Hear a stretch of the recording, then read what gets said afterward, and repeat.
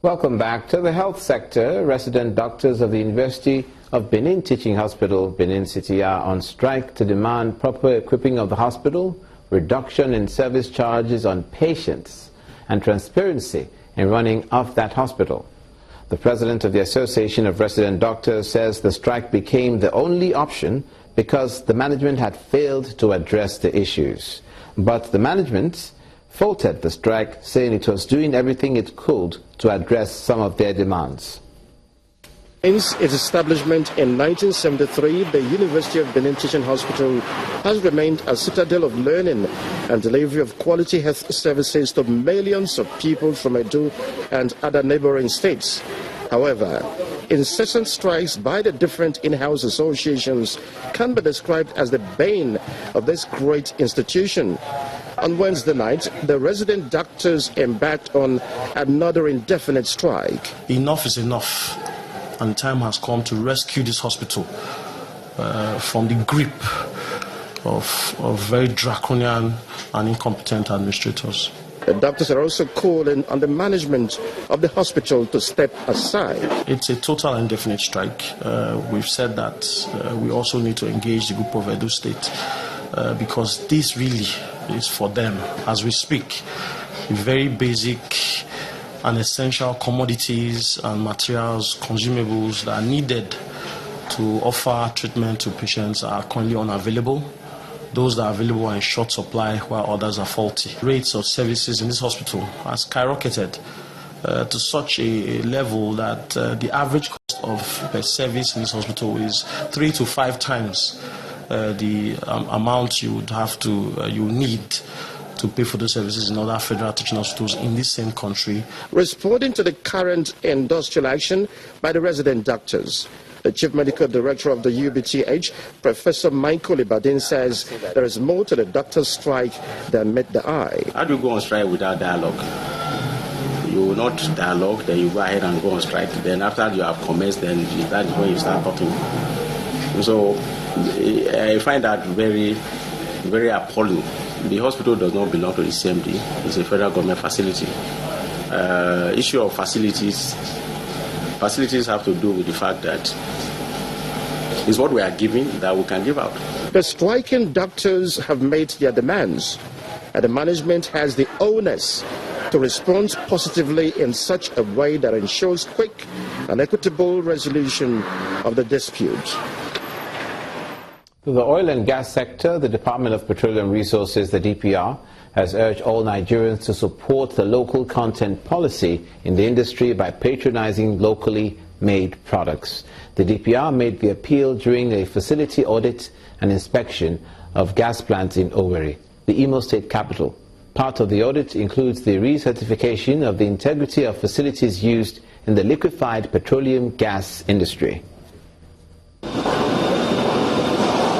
Officials of the Department of Petroleum Resources are back in Owerri, the Imo State capital.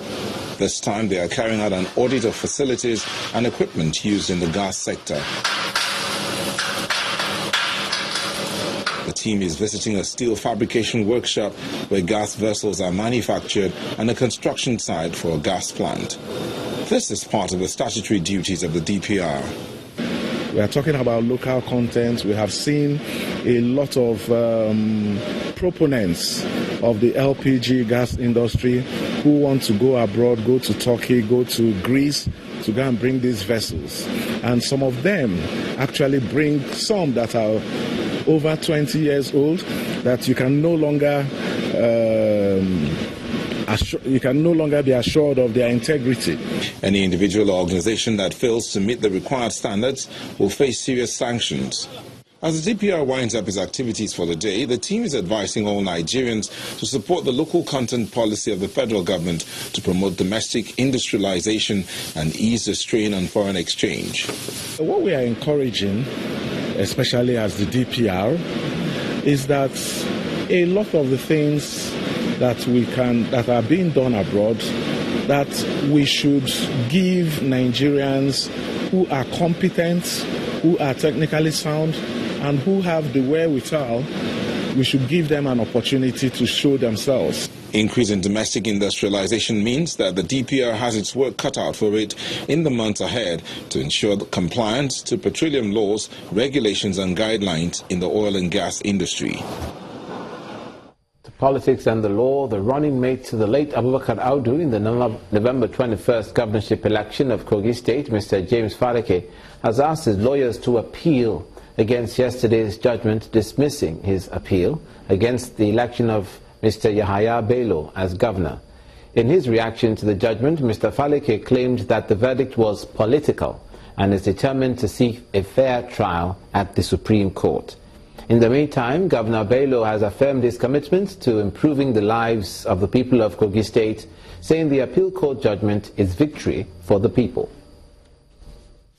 It's a victory for all of us, for all Kogites, and rule of law.